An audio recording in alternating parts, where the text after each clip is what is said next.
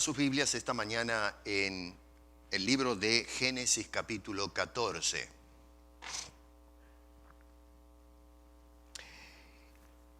Acabamos de cerrar la semana pasada una serie de predicaciones que se enfocaron en tratar de desarrollar la doctrina de las ofrendas a través de la Biblia.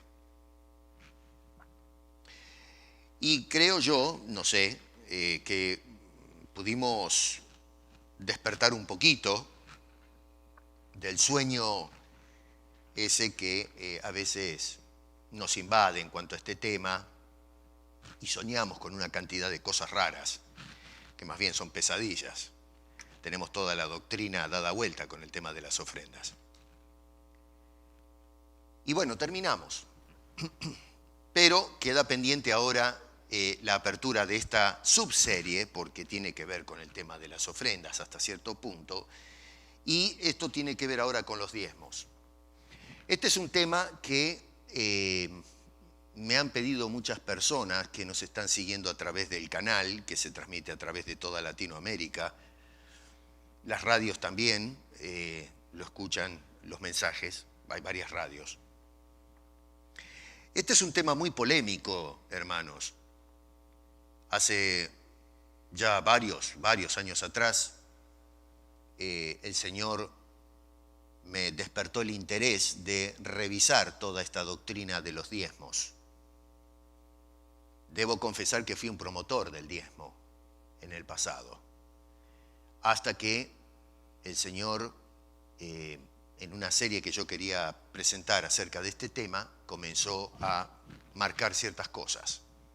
Entonces lo que tuve que hacer es empezar de cero, sacarme todo lo que tenía preconcebido acerca de la doctrina del diezmo y decir, bueno, vamos a empezar como que recién estoy abriendo la Biblia por primera vez y empecé en un estudio que me llevó unos años y empecé a darme cuenta de un error. Y se lo voy a ir mostrando a través de los domingos. Tengan paciencia porque vamos a ir desarrollando el porqué.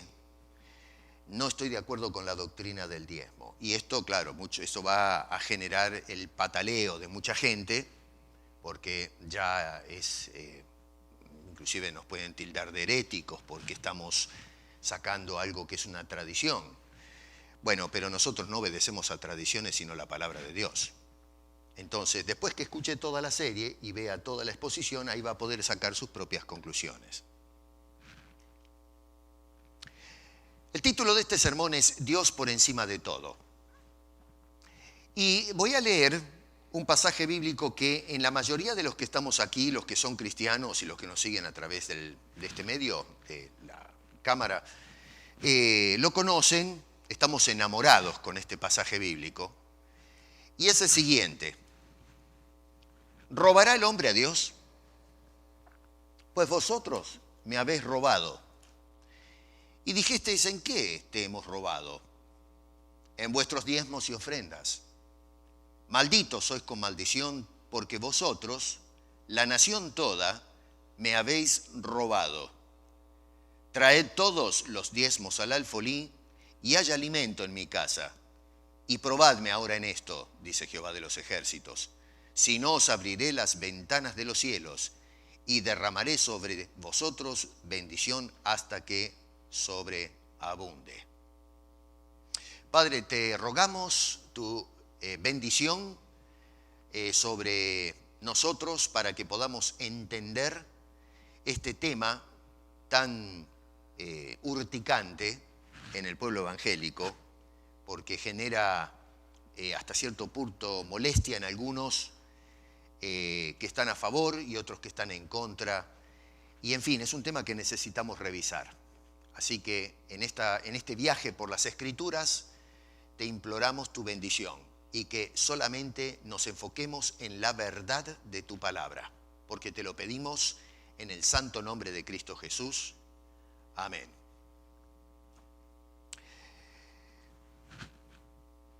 Este pasaje que acabo de indicarles, que está en Malaquías, ¿no? Todos lo saben eso, o la mayoría. Este pasaje ha sido por siglos el manifiesto que ha utilizado la Iglesia para propagar y perpetuar la famosa doctrina del diezmo. El diezmo, para los que no están familiarizados todavía con esos términos, es la práctica de separar el 10% de nuestros ingresos brutos, cuidado con eso, no ingresos netos. Ingreso bruto es lo que ganamos sin pasar por los descuentos que se hacen. Algunos dan el diezmo de neto, es decir, después que le hicieron todos los descuentos patronales y demás, de ahí sacan el 10%. No, la forma, digo correcta, pero no es correcta tampoco, es que el diezmo se saca del ingreso bruto de lo que gana una persona. Entonces, de todo eso, agarramos el 10% y eso lo dedicamos, dice la enseñanza, a el ministerio de la Iglesia.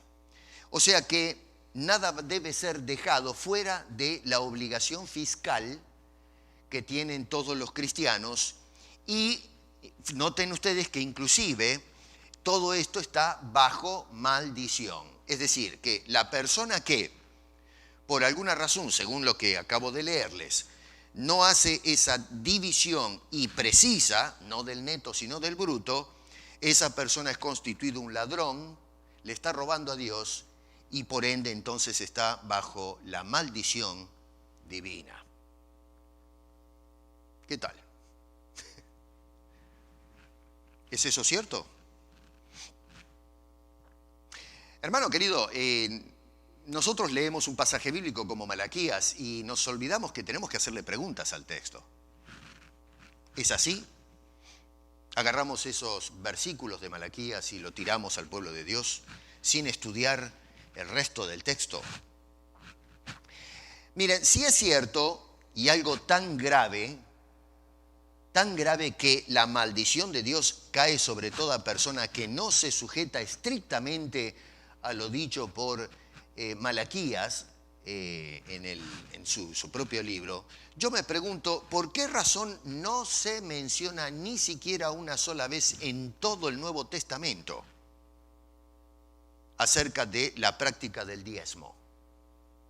Quiero que piensen esto. Se nos ha dicho por siglos que si nosotros no traemos los diezmos al alfolí, ni siquiera sabemos lo que es el alfolí, pero la gente lo recita de memoria, ya lo vamos a estudiar todo eso. Si no traemos el diezmo al alfolí, la maldición pende sobre nosotros. Cuando leemos todo el Nuevo Testamento, desde los Evangelios hasta el último libro de la Biblia, que es el Apocalipsis, usted no encuentra un solo verso, ni uno, en donde se le haga la advertencia al pueblo de Cristo, la iglesia, que debe traer los diezmos. Si es algo tan grave que pesa la maldición sobre nosotros, ¿cómo es posible que los escritores del Nuevo Testamento cayeron en semejante negligencia de advertirnos que la maldición de Dios pesa sobre nosotros si no traemos el 10% de nuestros ingresos? Se nos habla de la maldición del pecado y se nos advierte constantemente de la gravedad de no poner atención a esto, pero cae la maldición sobre quienes no traen el dinero contante y sonante a Dios y sin embargo nadie menciona absolutamente nada. Por ahí se van a levantar algunas personas que van a echar manos del Evangelio de Mateo, donde sí se menciona el diezmo, capítulo 23, verso 23, que no lo vamos a ver hoy, lo vamos a ver en su momento. Esto es una serie que estoy comenzando y vamos a tocar esos pasajes y vamos a hacer la exégesis. Pero por ahora déjeme decirle que el pasaje de Mateo 23 y 23, después léalo en casa, no es una enseñanza del evangelista que la iglesia de Cristo tiene que dar el diezmo. Allí lo que se está haciendo o se está presentando es una censura por parte del Señor Jesucristo a los fariseos que sí diezmaban. Y sin embargo, a pesar de que traían los diezmos como indicaba la ley, todavía esos hombres no estaban justificados delante de Dios. El diezmo no levanta la maldición. Y eso es lo que quiere enseñarles Jesucristo. Otros echan mano de Hebreos capítulo 7, verso 4, donde se habla de Abraham trayendo los diezmos a un tal Melquisedec, que lo vamos a ver dentro de un rato. Y tampoco encontramos, cuando hacemos la exégesis correcta, que se trata de una enseñanza del escritor de Hebreos o del Nuevo Testamento de traer los diezmos al alfolí, sino que simplemente siendo fieles a la Escritura, se trata de una comparación y una enseñanza que la persona del Señor Jesucristo en su sacerdocio es superior al sacerdocio levítico o el sacerdocio arónico, que es lo que estuvimos estudiando durante la escuela dominical en las últimas semanas. No hay un solo versículo en todo el Nuevo Testamento. Y yo lo desafío, váyase a casa y léalo y busque. Agarre una concordancia y busque. Deje por un lado los intérpretes y lea por usted mismo. Hoy les estuve diciendo, es necesario que aprendamos al fin a pensar por nosotros mismos. Dejar que Dios nos hable a nosotros a través de su palabra. Y entonces vaya a casa y trate de buscar un versículo en todo el Nuevo Testamento en que se nos advierta de este gravísimo peligro de no traer los diezmos de nuestros ingresos brutos al Señor. Y le aseguro totalmente que no va a encontrar un solo pasaje bíblico en todo el Nuevo Testamento. Ahora, ¿por qué se omite esto? ¿Cómo es posible? A ver, que en el Nuevo Testamento, que es el libro por excelencia para instruir a la iglesia de Cristo, no se nos haya advertido semejante cosa. A ver, el apóstol Pablo le escribe a Timoteo diciendo, mira, te estoy escribiendo por ahora hasta que pueda llegar a verte, para que sepas cómo conducirte en la casa de Dios, la iglesia del Dios viviente. Y entonces todo el libro de Primera de Timoteo, y podemos extenderlo a la segunda carta de Timoteo, que es un manual ministerial. Es un manual que le deja el apóstol Pablo a Timoteo dándole indicaciones cómo debe conducirse en la iglesia en la ciudad de Éfeso, donde se habían metido maestros falsos y que enseñaban cualquier cosa. Y usted no va a encontrar en ese manual tan importante para la conducción de la iglesia del Dios viviente un solo versículo que hable ni siquiera de las ofrendas, mucho menos de los diezmos. Una doctrina que supuestamente está marcada con la maldición de Dios en caso que se pase por alto. La realidad es que toda la doctrina del diezmo está basada fundamentalmente en el pasaje bíblico que acabo de leerles, que es Malaquías 3, y luego el libro de Levíticos capítulo 27, y luego se traen algunos versículos de aquí y de allá para conectarlos a esos dos pasajes bíblicos que son columna vertebral de toda la doctrina del diezmo. Déjeme hacer una aclaración. Esto que voy a exponer durante estas semanas no persigue el propósito de censurar a las personas que presentan diezmos a la iglesia. Se ha hecho muchísimo bien a través de los años y de los siglos con gente que con un corazón sincero separaron el 10% de sus saberes y lo entregaron a la obra de Dios. Se han construido hospitales, se han levantado seminarios, iglesias, se ha ayudado a enfermos, hambrientos, se ha podido llevar agua potable a lugares inhóspitos, se han construido capillas, se han construido centros de primeros auxilios, se han pavimentado calles, se han construido pueblitos, se trajo civilización a lugares rígidos, hostiles, inhóspitos. Mucho bien se ha hecho a través de los años, a través del diezmo sistemático que ha dado el pueblo de Cristo a través de los años. Y merecen un aplauso por eso. La enseñanza que les voy a dar no intenta dividir la iglesia. No cometamos el gravísimo error de decir nosotros y ellos. Porque la iglesia de Cristo no está para predicar con el propósito de dividir el cuerpo de Cristo, sino de unirlo bajo el criterio de la palabra de Dios. Y número 3, no busca acusar esto que voy a enseñar a aquellos que están convencidos y todavía predican la doctrina del diezmo. Esto es educativo, muchos pastores, yo no soy acá el iluminado, es el único señor o persona o pastor que descubre esto en las Escrituras. Hay todo un movimiento de pastores que están empezando a revisar esta doctrina, y yo creo que esto viene del Espíritu de Dios, que después de habernos enfocado en ciertos temas que debíamos tratar, ahora nos está dirigiendo a estudiar este asunto, especialmente en una atmósfera de mercado en el cuerpo de Cristo, porque la iglesia se ha convertido, tomando las palabras de Jesús, en una cueva de ladrones. Bajo el régimen de la ley de Moisés, al pueblo de Israel, y tomé nota, bajo el régimen de la ley mosaica, se le impuso la doctrina del diezmo. En el libro de Levíticos, en el último capítulo, que en su momento lo vamos a estudiar bien, pero por ahora lo voy a leer para llamarle la atención a algunas cosas que tienen que prendernos la luz. En el capítulo 27, verso 30, se dice esto. Dice, y el diezmo de la tierra, así de la simiente de la tierra como del fruto de los árboles, de Jehová es cosa dedicada a Jehová. Así que uno lee eso y dice, bueno, no es más nada que hablar. La Biblia me dice a mí, y es cierto, que dice allí que, otra vez, la simiente de la tierra y todo fruto que cuelga del árbol, el 10% de todo eso se tiene que traer, el bruto de todo eso, el contenido de ese producto de la industria del agro debe ser traído a Dios. Es cosa dedicada a Dios, no se puede tocar, es cosa santa. Resulta que si nos movemos unos versículos más adelante, en el versículo 34, porque nosotros hacemos una lectura rápida en el verso 30 y entonces traspolamos esa enseñanza al Nuevo Testamento y a la iglesia.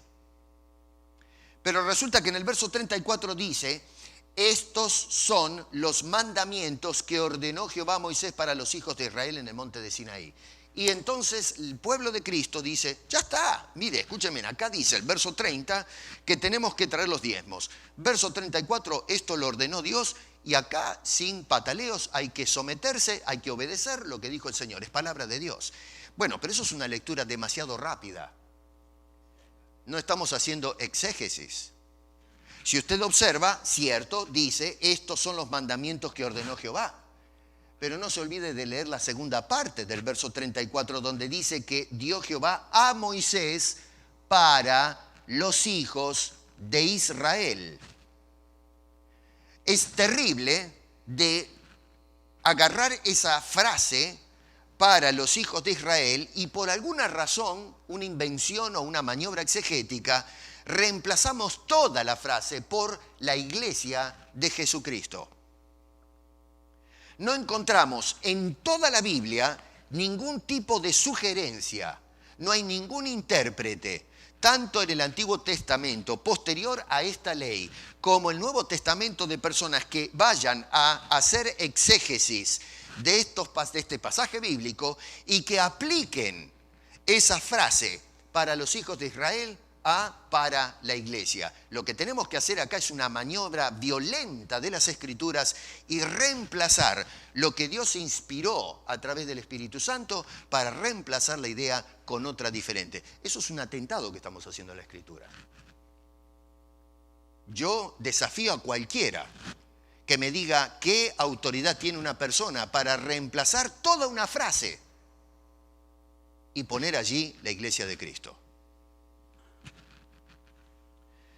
Algunos, cuando se ven con este problema exegético, porque hay quienes son sinceros y dicen, bueno, sí, es cierto, acá no dice la iglesia, acá dice el pueblo de Israel. Y otra vez tengan paciencia porque ya vamos a hacer la exégesis de ese pasaje en su momento. Pero hoy día se levantan algunos exégetas, es decir, algunos intérpretes de las Escrituras, y ojo, dentro del campo académico también, no estoy hablando simplemente de exégetas de púlpito, sino personas que ocupan la erudición en cuanto a interpretación bíblica. Y han procurado defender la idea y perpetuar la enseñanza acerca del diezmo, indicando que la ley del diezmo es precursora a la ley del Sinaí. En otras palabras, que es anterior a la ley de Levíticos capítulo 27, verso 30. Por lo tanto, si bien es cierto que Levíticos menciona al pueblo de Israel que tenía que traer el diezmo, sin embargo, la enseñanza de diezmar era pre-mosaica, es decir, antes que Dios le diera la ley al pueblo de Israel. Es una cosa muy extraña, pero algunos sostienen esa idea. La pregunta que tenemos que hacer como intérpretes o exegetas a esa conclusión es, ¿y cómo sabemos eso? Es decir, ¿cómo sabemos nosotros que la ley del diezmo había sido dada antes de la ley mosaica o que era previa a lo que es el levirato? Es decir, levirato porque tiene que ver con el libro de Levíticos, el manual que se le daba a los antiguos sacerdotes de Israel para saber cómo ministrar en las cosas de Dios. Para probar este argumento, se mencionan tres pasajes que son premosaicos y que están contenidos en el libro del Génesis. Uno de esos pasajes es Génesis capítulo 4, versos 3 y 4. Otro es Génesis capítulo 14, que quiero que abran porque es el que vamos a ver esta mañana. Y el otro pasaje, el tercero, premosaico, es Génesis capítulo 28, cuando, Jacob hizo la promesa a Dios que si me bendices te voy a dar todo el diezmo de todo lo que de todo lo que produzca la tierra. En cuanto a Génesis capítulo 3, no me voy a explayar en esto porque ya hemos hablado de este pasaje bíblico cuando introdujimos el tema de la doctrina de la ofrenda. Vayan para atrás, escuchen el mensaje de nuevo, solamente voy a puntualizar un par de cosas basado en eso. Lo que tenemos en el Génesis 4, para recordarles la memoria, es que otra vez Caín y Abel trajeron algo del fruto de la tierra y entonces Dios miró la ofrenda de uno y del otro, uno fue aprobado, el otro fue rechazado. Eso es lo que se cuenta en ese incidente. Caín fue un homicida, mató a su hermano, después una cosa terrible, ¿no es cierto? Entonces, bien, se alega que cuando leemos Génesis capítulo 4, versos 3 y 4, donde vemos a estos dos individuos, Caín y Abel, presentando la ofrenda, ese es el primer caso histórico en que las personas presentaron diezmo delante de Dios. Lo que llama poderosamente la atención es que usted no va a encontrar la palabra diezmo en esos dos versículos. Es más, no la va a encontrar desde el capítulo 1 al capítulo 4 y siga para adelante y no aparece sino hasta el capítulo 14 del Génesis. O sea que no se habla para nada del concepto diezmo, mucho menos en ese incidente donde Caín y Abel presentaron las ofrendas delante de Dios. Ambos, nos dice el texto, que hicieron una selección de lo que produjo la tierra, uno en cuanto a la agricultura y el otro lo que es la producción de animales, pero no se menciona el porcentaje de lo que ellos trajeron. De Abel se dice que él escogió los primogénitos, pero eso no es porcentaje. Él está diciendo el primer crío que salió de toda la producción, entonces eso lo entregó a Dios. Pero eso no es el 10%. Esos son los primogénitos. Supongamos que los animales después tuvieron, 20, 30, 40 crías a lo largo de su vida y sumamos eso, ¿no es cierto?, en forma matemática con todos los demás animales, y nos damos cuenta que es mucho menos del 10%. Así que acá no se habla de porcentajes, sino de una selección que hicieron de lo mejor que había producido, y entonces lo presentaron a Dios. Puede haber sido el 5%, el 15%, la mitad de la producción. No sabemos cuánto, y no tiene interés la Biblia en mostrarnos qué porcentaje de ofrendas le trajeron al Señor. La falla de Caín y la aprobación de Abel por parte de Dios no fue basada en el porcentaje que trajeron delante del Señor, sino la actitud del corazón de los ofrendantes.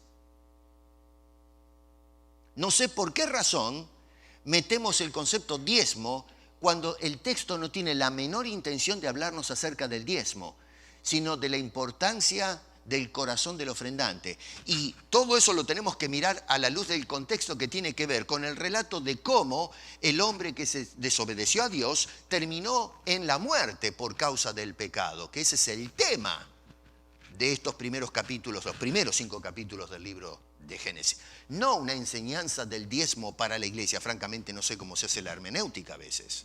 Que llegamos a la conclusión que tenemos allí enseñanza para la iglesia que debemos presentar los diezmos.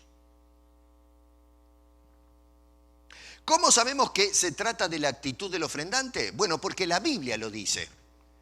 Ustedes se van siglos y siglos después al libro de Hebreos, en el capítulo 11, versículo 4, y nos dice, por la fe, Abel ofreció a Dios más excelente sacrificio que Caín. En ningún momento dice que fue por el diezmo que uno es levantado de la maldición de Dios y el otro es bendecido. No. O mejor dicho, recibe la maldición y el otro no. Dice que fue la actitud de fe que tuvieron para con Dios. Vale decir entonces que no fue el porcentaje de la ofrenda, sino cómo se disponían delante de Dios al ofrendar. Por el otro lado, en Hebreos se habla de sacrificio. Y esto es algo que debemos tomarlo en cuenta. Otra vez dice, por la fe Abel ofreció a Dios más excelente sacrificio. Y el diezmo, cuando estudiamos la Biblia, nos damos cuenta que jamás es descrito como un sacrificio. Los holocaustos eran sacrificios, pero el diezmo nunca es descrito o contado dentro de los sacrificios. Y la razón es porque no era un sacrificio a Dios, sino un impuesto. Un impuesto que se usaba para la mantención del ministerio del santuario, que incluía el sacerdocio levítico. Un impuesto a la nación. Lo que hoy llamamos nosotros impuestos fiscales o cargas fiscales. Otra vez, tengan paciencia, ya lo vamos a explicar muy bien todo eso en su momento. Pero por ahora es para que vayan entendiendo que necesitamos revisar todos estos puntos. Los hemos encarado mal. Por lo tanto, a ver, se le adjudica el concepto de diezmo a un pasaje que no tuvo ningún interés en hablarnos acerca del diezmo. Eso es un grave problema exegético. En el Nuevo Testamento jamás se menciona que este incidente es un ejemplo para el pueblo cristiano que debemos traer los diezmos a Dios con fe para que Él entonces levante la maldición de Malaquías y de esa manera podamos, es decir, Dios abra las ventanas del cielo para llenarnos de bendiciones materiales. Eso es un disparate. Usted no encuentra ningún escritor del Nuevo Testamento que agarre este texto y lo interprete y lo aplique a la iglesia de Cristo en esos términos. Así que, hermano querido, déjame decirte una cosa. En conclusión, este pasaje bíblico es una locura, abandónelo de una vez y por todas para justificar que la Biblia, el primer incidente del diezmo, aparece en el libro de Génesis capítulo 4 porque es una aberración exegética. El segundo pasaje bíblico, sí, quiero que nos quedemos y lo estudiemos más a fondo. Es este, Génesis capítulo 14. Y permítame que se lo lea, porque es muy interesante. Y preste mucha atención lo que sucede en la narrativa, porque sucede exactamente lo mismo que hacemos con Génesis capítulo 4. En Génesis 14 dice, cuando volvía, y pongan ahí entre paréntesis Abraham, de la guerra de Kedorlaomer y de los reyes que con él estaban, salió el rey de Sodoma a recibirlo. ¿A quién? A Abraham. Al valle de Sabe, que es el valle del rey. Entonces Melquisedec, rey de Salem y sacerdote del Dios Altísimo, sacó pan y vino y le bendijo. ¿A quién? A Abraham. Diciendo, bendito sea Abraham, Dios del Dios Altísimo, dice otra vez, bendito sea Abraham del Dios Altísimo, creador de los cielos y de la tierra, y bendito sea el Dios Altísimo que entregó tus enemigos en tu mano. Y le dio a Abraham los diezmos de todo. Entonces el rey de Sodoma dijo a Abraham, dame las personas y toma para ti los bienes. Y respondió Abraham al rey de Sodoma, he alzado mi mano a Jehová Dios Altísimo, creador de los cielos y de la tierra, que desde un hilo hasta una correa de calzado, nada tomaré de todo lo que es tuyo, para que no digas, yo enriquecí a Abraham. Y entonces termina el texto diciendo, excepto solamente lo que comieron los jóvenes y la parte de los varones que fueron conmigo, Aner, Escol y Mamre, los cuales tomarán su parte. ¿Qué pasa acá? A ver, si yo me siento y digo, bueno, enseña, la intención del por qué Dios preservó este texto bíblico es para enseñarle a la iglesia hoy que tenemos que diezmar. Si alguien dice sí, Bueno, ¿cómo lo prueba? Bueno, porque dice que Abraham dio los diezmos de todo. Bueno, pero Abraham se circuncidó. ¿Qué hacemos? ¿Circuncidamos a todos los creyentes en la iglesia? Abraham también construyó altares en todo lugar que iba. ¿Qué hacemos entonces? Si vamos a usar, ¿no es cierto?, la regla de que vamos a aplicar cosas premosaicas que hizo Abraham a la iglesia, tenemos que ser consecuentes. ¿Desde qué momento nosotros decidimos ser selectivos? Bueno, voy a escoger esto, pero esto no. Y curiosamente la parte monetaria. Acá lo que está pasando es lo siguiente. Vamos a contextualizarnos un poquito. Desde el verso 1 al 12... Después usted léalo bien en casa esto, pero en el libro de Génesis, capítulo 14, versos 1 al 12, se nos está indicando que se levantó una conflagración entre naciones. No son las naciones descomunales que tenemos en el periodo de Salomón, o de David, o Saúl antes de ellos. Estas ya son naciones, o Egipto, ¿no? En los tiempos de Moisés. Pero eran reyes que eran terratenientes de territorios grandes de tierra, y en la región de más o menos de lo que es la Mesopotamia hoy. Y entonces se levantaron de repente una confederación de reyes contra otros.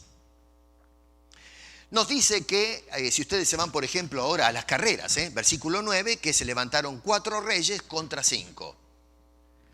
Hay una confederación de 4 reyes que por el contexto parece que estaba encabezada por un tal Kedorlaomer, que parece que era el que capitaneaba el resto de la región, era el capataz de todo esto, y eran con él, con Kedorlaomer y 3 reyes más, se lanzaron guerra contra 5 reyes. ¿Por qué? Bueno, porque estos 5 reyes que estuvieron, parece, subyugados por estos 4 reyes encabezados por Kedorlaomer, dijeron basta ya, y se levantaron contra Kedorlaomer. Y entonces hicieron guerra. Por eso en el verso 9 dice que son 4 reyes contra 5 reyes. Y entre los reyes que se levantaron contra Kedorlaomer estaban los reyes de las famosas ciudades de Sodoma y de Gomorra. Se armó el lío, tuvieron la guerra y los 5 reyes, es decir, el mayor número de gente en la campaña, fue derrotado por el menor número, es decir, el que estaba encabezado por Kedorlaomer. ¿Y qué sucedió? Que nos dicen los versos ahí 10 y 11, que tomaron todos los despojos de la guerra, todos los bienes de las ciudades de los 5 reyes, entre en este caso los de Sodoma y Gomorra, y en ese contingente de despojos fue a parar también prisionero el sobrino de Abraham llamado Lot. ¿Vamos bien? Tenemos una guerra entre naciones. La guerra de la que tenía menor número de reyes le ganó a la de mayor números, tomaron todos los despojos de guerra y vino a parar también en ese despojo prisionero el sobrino de Abraham. Eso está en esos versículos. En el verso 12 se menciona a Lot. Abraham, cuando se entera de la situación, nos dicen los versos 12 en adelante, hasta el final, el verso 16, que se entera de la situación y lo que va a hacer es que va a reunir un grupo de 318 personas de entre sus siervos. Y van a salir entonces con una táctica tremenda, un hombre que no está versado en guerra. La verdad que el viejo tenía 75 años más o menos, Abraham, en este entonces. Y bueno, a ver, que salga a hacer táctica militar es sorprendente, ¿no es cierto? Así que el hombre un hombre de 70, miren, yo tengo 60, voy a cumplir 61 y no puedo levantar un lápiz del suelo. Y este tiene 75 y sale a pelear, es una cosa que para sacarse el sombrero, ¿no? Y bueno, dice este hombre que agarró gente, los siervos de la casa, y usó la táctica de ir de noche, cuando estaban todos descansando, probablemente cansados de todo el lío que hubo, y ahí entonces les dio leña y terminó derrotando a todo el mundo. Y lo que hizo fue rescatar todos los despojos de guerra que habían sacado Kedorlaomer con su gente, e inclusive pudo liberar a su sobrino Lot. Vuelvo a preguntar, ¿estamos bien hasta ahí? Esto es el contexto. Si usted no entiende eso, no puede entender lo que viene ahora. Ese es el escenario, eso es lo que está pasando.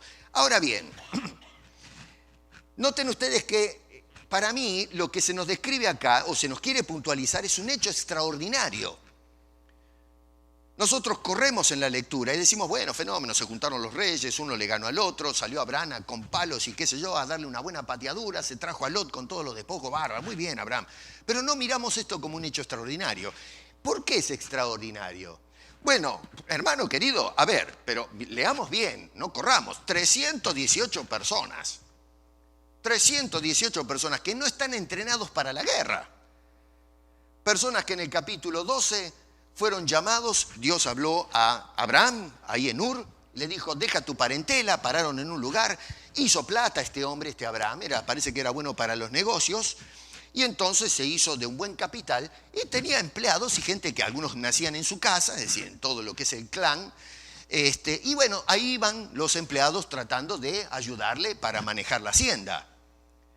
Gente que no está preparada para la guerra, no fueron a estudiar artes marciales o militares para hacerle frente a una confederación de 4 reyes que terminaron venciendo a otra de 5 reyes. Imagínense ustedes que estamos hablando de un infeliz, en este Kedorlaomer, sino un hombre que sabía guerrear, gente que estaba preparada para eso.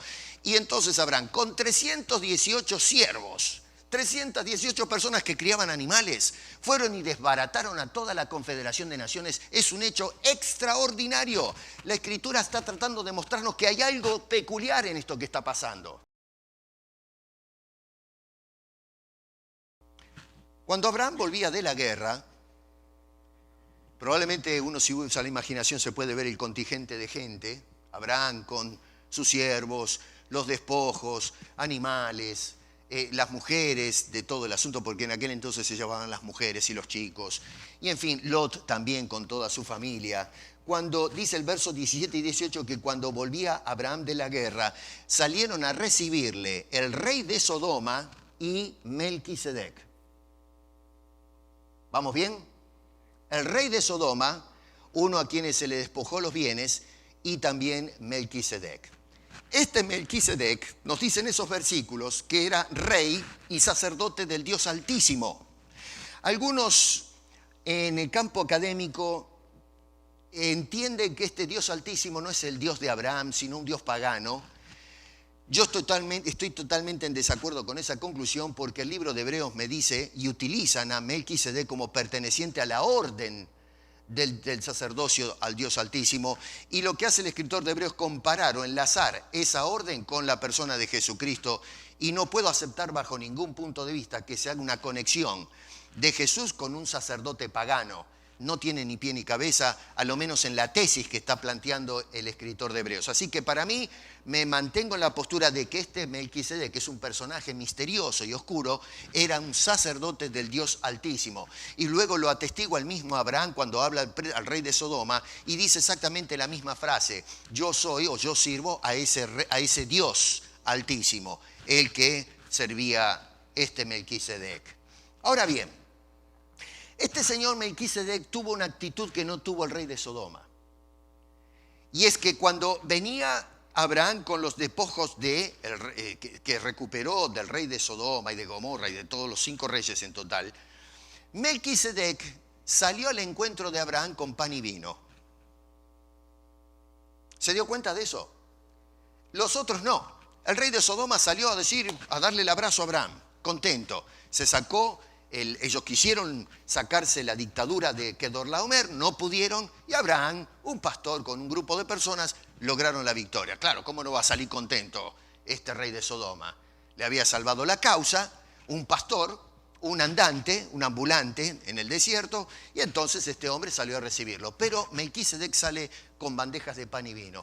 ¿Qué quiere decir esto? Yo no lo sé. Probablemente venía para agasajarlos, darles de comer, venían cansados de pelear, y con sed, y entonces salió por lo menos a darle una bandeja de pan y de vino a estas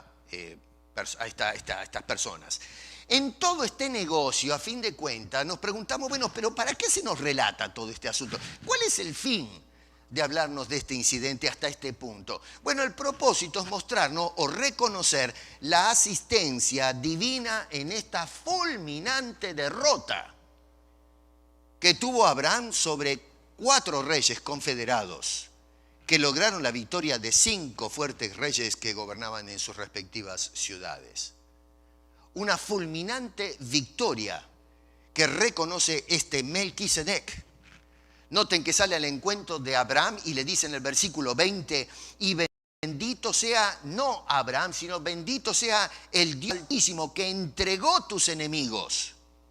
No los tomó Abraham, sino Dios entregó a los enemigos a este Abraham.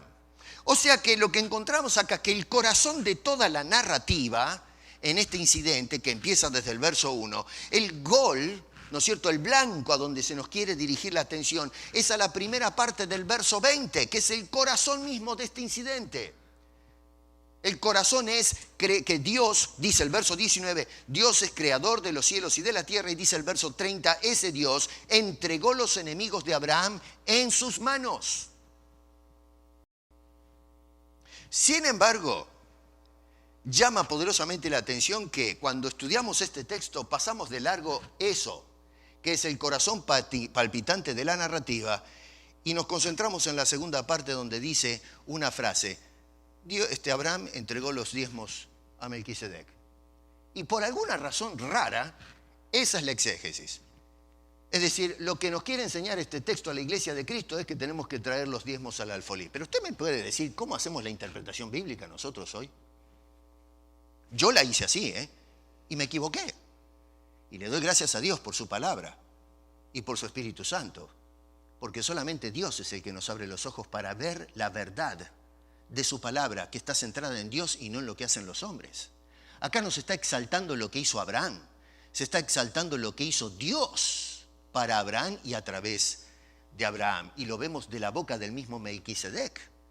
Y nosotros no prestamos atención a eso. Ese es el único momento en que se menciona en todo el incidente el tema del diezmo. Y vuelvo a repetir, no como una lección para la iglesia de que tenemos que traer los diezmos de todo lo que ganamos. Hacemos unas maniobras exegéticas que son espeluznantes.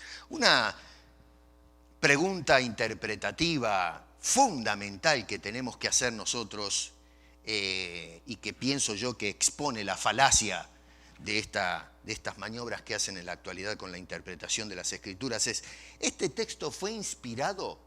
Póngase a pensar en esto. Cuando llegamos a la Biblia decimos, Señor, ¿por qué inspiraste este texto? El propósito, cuando leo Génesis capítulo 14, el propósito de este texto es enseñarnos que yo debo traer el domingo el diezmo a la iglesia. Ese es el propósito de esta enseñanza, del por qué preservaste esta historia. Y si uno es honesto con las Escrituras, la respuesta es un rotundo no. Lo que se quiere resaltar en este capítulo es que el Dios que había hecho la promesa a Abraham en el capítulo 2 la iba a cumplir, no importa que se levanten enemigos, reinos, cualquier cosa, cualquier obstáculo que se levante contra el cumplimiento de la palabra de Dios, Dios se iba a encargar de abrir camino. Y Dios iba a llevar a cabo lo que había prometido este hombre. Dice Abraham, yo te voy a bendecir, voy a maldecir a los que te maldigan, en tu simiente va a ser bendita todas las familias de la tierra, y aunque se levante el mundo entero contra esa promesa, Dios la va a llevar a su cumplimiento final. Y la evidencia más elocuente que tenemos que la palabra de Dios se cumplió al pie de la letra es que esa simiente que Dios prometió terminó en el Calvario, dando su vida para bendición de todos los hombres. Ese es el gol hermenéutico de este pasaje bíblico, no la doctrina de los diezmos. Por poner los ojos en el dinero que debemos traer a la iglesia, perdimos de vista la cruz. Perdimos la vista del Dios Altísimo que dio Melquisedec. El Dios Altísimo que confesaba a Abraham delante de un pagano. Solamente por pensar en el dinero. Lo que pensaba el rey de Sodoma: dame, por favor, la gente, quédate con los bienes. Y perdieron de vista al Dios creador de los cielos y la tierra, que era reverenciado por Melquisedec y por Abraham. Miren algunas cosas interesantes. ¿Se dieron cuenta ustedes que el diezmo no fue lo que dio Abraham, no fue el diezmo de todos sus bienes? Eso no es lo que dice el texto. Él le dio a Melquisedec el diezmo del botín de la guerra, no de todos sus bienes. Verso 20, en la última parte dice, y le dio a Abraham los diezmos de todo. Y preguntamos nosotros aquí de este lado en cuanto a interpretación se refiere, ¿a qué se refiere con la palabra todos? No todos, sino todo me refiero, ¿no? ¿Qué es todo? ¿A qué se refiere el texto con todo? ¿Quiere decir todo lo que tenía Abraham? No, hay que leer el contexto. Hay que buscar la información en el texto. No le traigamos información de afuera del texto. No hagamos conclusiones. Todo, bueno, es todo. ¿Todo qué? ¿Y todo lo que tenía Abraham? Bueno, vamos a mirar si el texto me dice eso. No le traigan la información al pasaje bíblico. Noten el versículo 11, por ejemplo, si nos vamos al pasaje bíblico, dice, y tomaron toda la riqueza de Sodoma y de Gomorra y todas sus provisiones y se fueron. ¿Lo ven eso? Síganme con sus Biblias. Dice que tomaron estos reyes, Kedorlaomer, te vuelvo a repetir, es Kedorlaomer y eso, el grupo de 3 reyes más que lo acompañaron, tomaron todos los despojos de Sodoma. Verso 16 dice, y recobró, en este caso ahora es Abraham, todos los bienes. ¿Qué bienes? Los bienes que menciona el verso 11. No los de Abraham, es lo que dice el verso 11. Dice, recobró entonces todos los bienes y también a Lot, su pariente. Verso 21 dice, entonces el rey de Sodoma dijo a Abraham, dame las personas y toma para ti los bienes. ¿Qué bienes? Los bienes del verso 11 que habían sido secuestrados por Kedorlaomer, los bienes que Abraham recobró de Kedorlaomer en el versículo 16, esos bienes le dice el rey de Sodoma, Abraham, dame la gente y quédate con todos esos despojos, te los regalo, te los obsequio, quédate con todo eso. Esos son los bienes. Cuando nosotros vamos al libro de Hebreos, capítulo 7, verso 4, notamos que ya no traemos información de afuera, sino que traemos información de la Biblia que complementa o nos aclara precisamente lo que está pasando acá.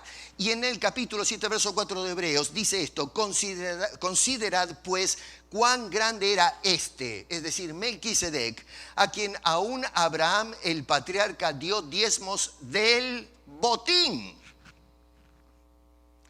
No es diezmo de toda su hacienda. La Biblia nos dice eso. Dice que todo lo que entregó es el diezmo del botín de la guerra. Entonces lo que Abraham le dio a Melquisedec fue el 10% de esos despojos que habían quitado primero Kedorlaomer y entonces ahora Abraham le entregó un porcentaje a Melquisedec. Si vamos a asumir que esto que enseña la ley del diezmo para la iglesia, entonces tenemos que traer nosotros el 10% de la guerra. Porque si vamos a ser fieles al texto, Abraham trajo el 10% no de todo, sino del despojo de la guerra. Así que si vamos a aplicar esto a la iglesia, lo que tenemos que traer es el 10% de los despojos que traigamos de las guerras. ¿De qué guerras? Bueno, algunos son bárbaros para hacer maniobras interpretativas. Diría, bueno, la iglesia está en guerra con fuerzas espirituales de maldad. Bueno, le voy a seguir el jueguito, que es un disparate, pero le sigo el juego. Bueno, supongamos que eso sea lo que usted quiere creer. Todavía no encaja en la doctrina del diezmo, porque entonces usted tendría que salir a pelear y a despojar las fuerzas del mal, sacar el 10% de esos despojos, no del trabajo de su sudor, sino lo que le saca a los demonios y entregárselo a la iglesia. Si es que vamos a aplicar disparatadamente la doctrina de la guerra espiritual. No encaja tampoco. Es un disparate.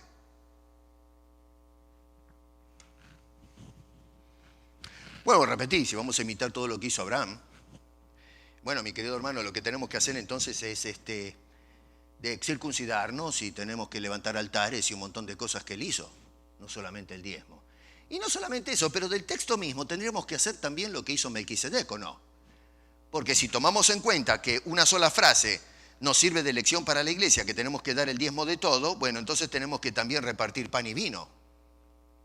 Es decir, que ustedes cuando traen el diezmo a la iglesia, yo tengo que tener acá mis bandejas de pan y vino para todos ustedes antes de que presenten el diezmo. Comas el pancito y tomes el vino. Y entonces después usted me presenta el 10% de todos sus saberes. A mí, ¿con qué criterio hacemos la selección de los pasajes bíblicos para que se ajuste a nuestra idiosincrasia teológica? La segunda cosa que notamos es que lo que hizo Abraham fue un acto espontáneo. No fue coerción por causa o por razón de una ley, escrita o no escrita, premosaica, que mandaba a los hombres a traer los diezmos a un tal Melquisedec o a qué sé yo, a cualquier sacerdote ambulante que haya habido en aquel entonces. No, lo que notamos aquí es que Abraham en ese momento trajo ese obsequio, ese asunto a este Melquisedec. Y vuelvo a repetir, no porque Melquisedec le dijo tienes que hacerlo o alguien le enseñó a él que tenía que hacerlo en algún momento. No, señor, fue un acto espontáneo del momento, presentó esos diezmos y es interesante porque no encontramos a Abraham que presentara diezmos antes o después de este incidente.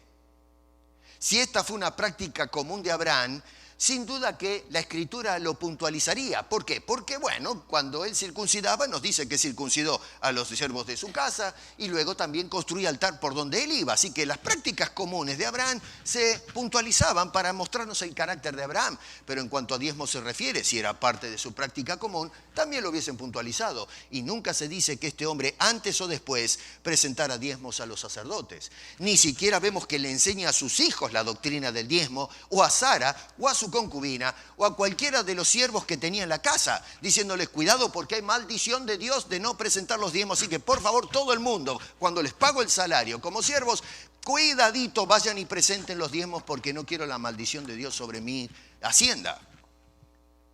No hay registro de que Abraham hiciera esta práctica del diezmo como se plantea en el libro de Levíticos o como se impone sobre la iglesia cristiana contemporánea.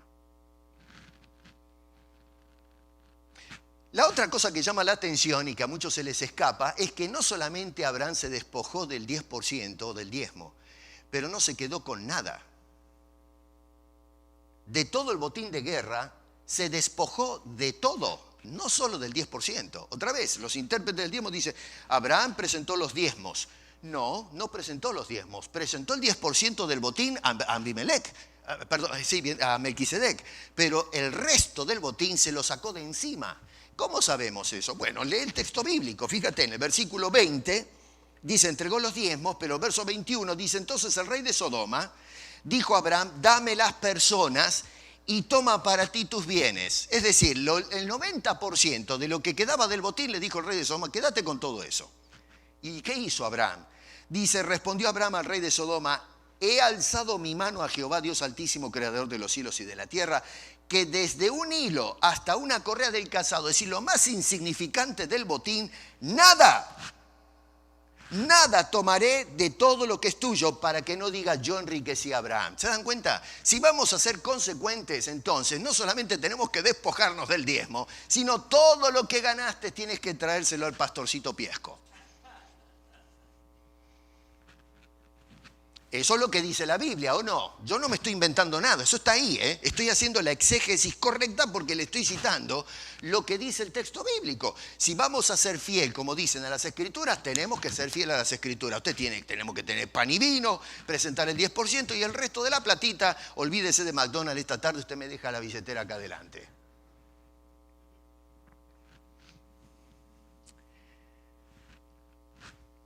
Miren, yo no sé, hermano, uno se ríe, ¿no? Pero ¿se dan cuenta lo grave que es todo esto? Yo le doy gracias a Dios que me tiró la oreja en su momento y me libró de esta doctrina. Porque tenemos que ser fieles a la palabra de Dios, no las tradiciones de los hombres. Tenemos que volver a estudiar la Biblia. Por eso el cristianismo hoy le está yendo mal, porque no estamos estudiando bien la Biblia. El diezmo fue una práctica que se llevó a cabo incluso antes del periodo del levirato. Es previa al Sinaí. Los sacerdotes paganos recibían diezmos. Tenemos registros no bíblicos o extra bíblicos que hablan de la presentación de diezmos. Los reyes, cuando había campañas de conquista, también recibían un honorario, un impuesto que cobraban. Algunos eran 10%, otros más, otros menos, pero hay registros. Yo no les traigo toda esa información porque estaríamos toda la mañana hablando de eso.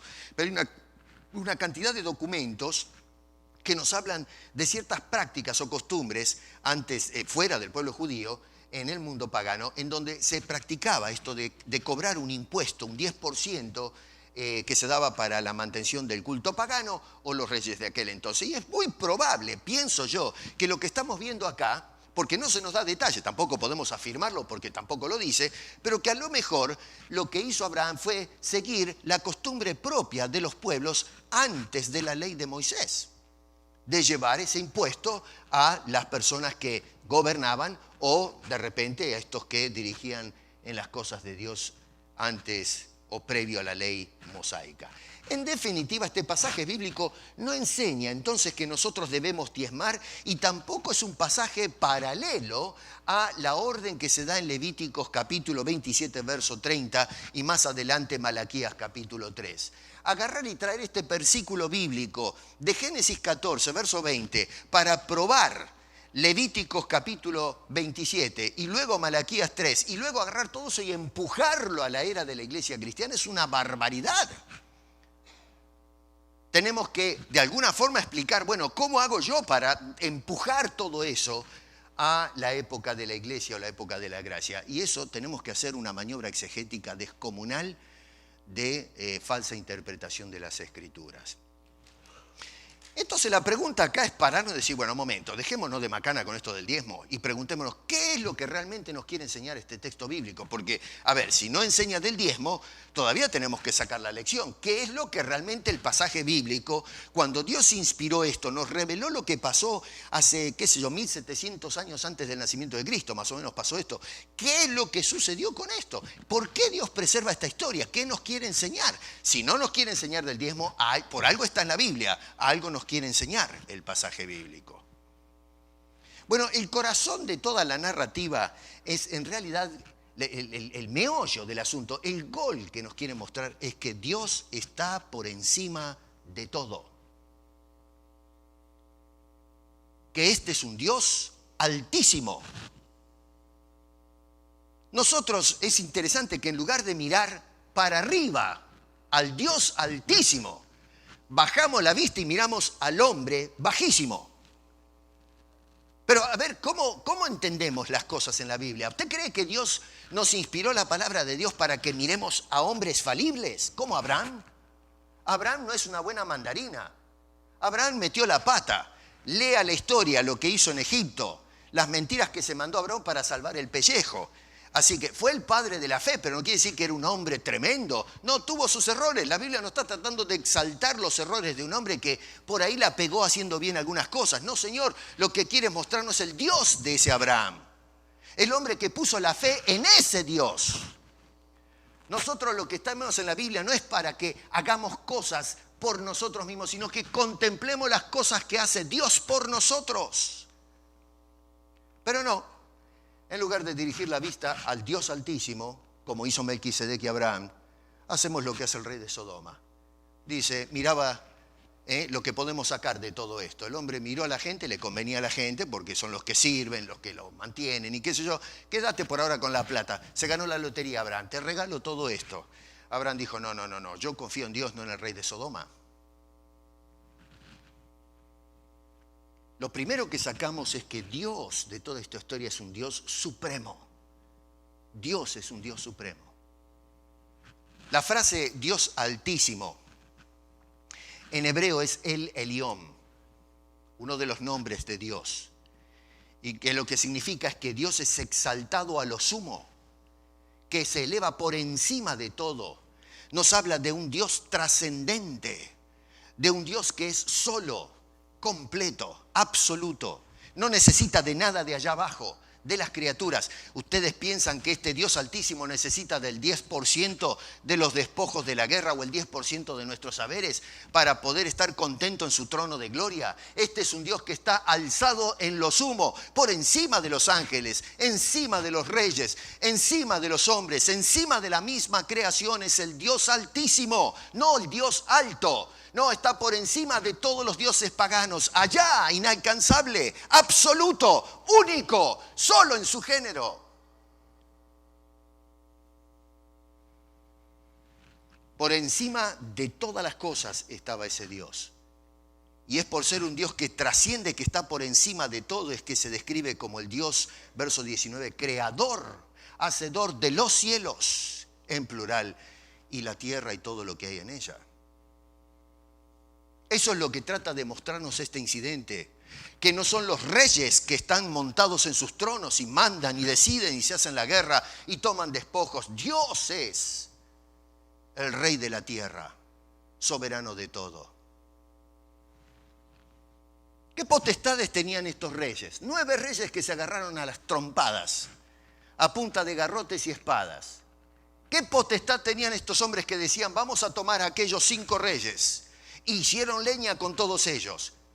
Nos muestra cómo Dios es el que tiene el control cuando vemos a este hombre con un puñado de siervos tirándose abajo los 4 reyes, incluyendo a Kedorlaomer. No solamente eso, pero Dios es un Dios de palabra.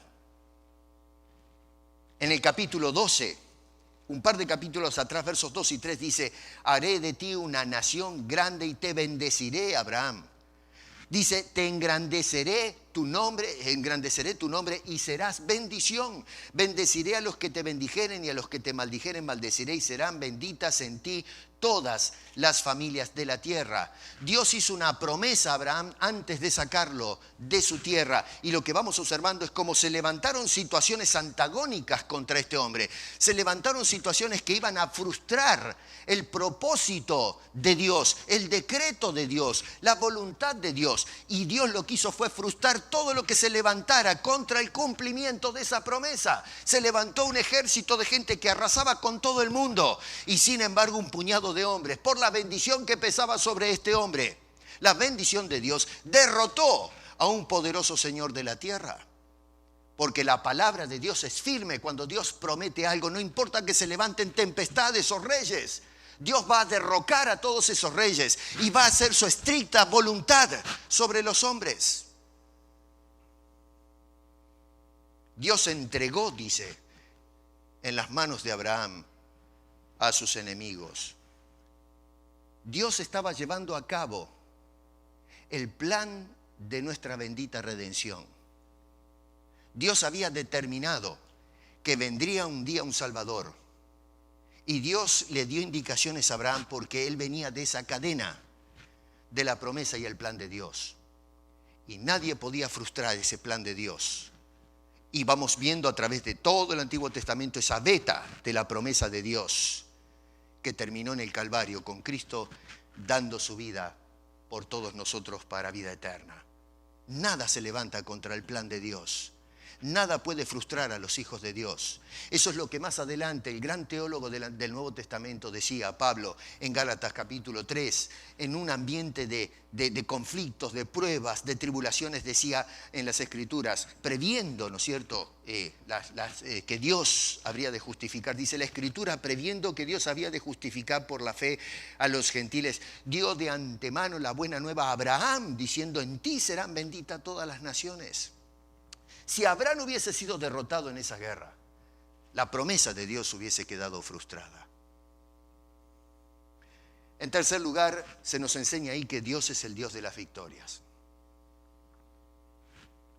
Otra vez una confederación de reyes peleando con un puñado de pastores y que los pastores le den una buena paliza e inclusive los despojen de todos sus bienes. ¿Usted cree que se iban a quedar de brazos cruzados cuando veían que estos pastorcitos les llevaban gente foránea que ni siquiera de esa tierra era? Se llevaban todo el trabajo de la lucha y del producto del trabajo que habían hecho. ¿Se iban a dejar llevar las cosas así nomás? Sí, cómo no, Abraham, llévate todo nomás. Vamos, querido, afilaban la espada y decían, bueno, a lanza nos vamos a ver quién es el guapo que me saca el poncho.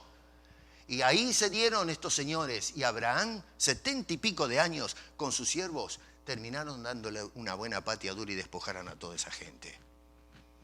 El Dios de las victorias.